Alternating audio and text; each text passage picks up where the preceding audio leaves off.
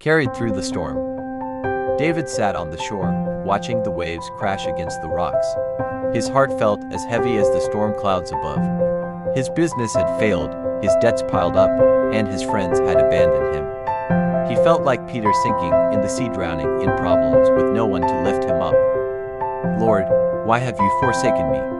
he whispered, his voice barely audible over the wind. As he sat there, an old fisherman named Elias approached and sat beside him. "I see the weight on your shoulders, son," Elias said gently.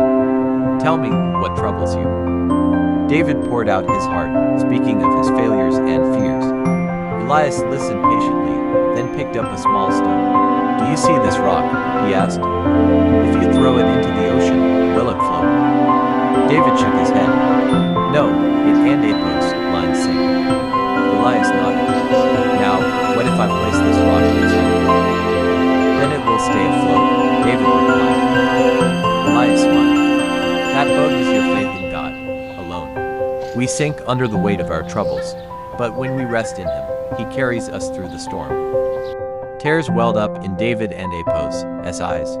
He remembered Jesus' words, "Come to me, all you who are weary and burdened, and I will give you rest." Matthew 11:28.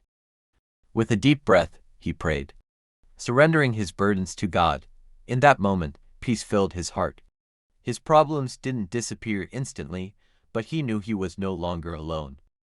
From that day forward, David walked in faith, trusting that the same God who calmed the stormy sea could also calm the storms in his life.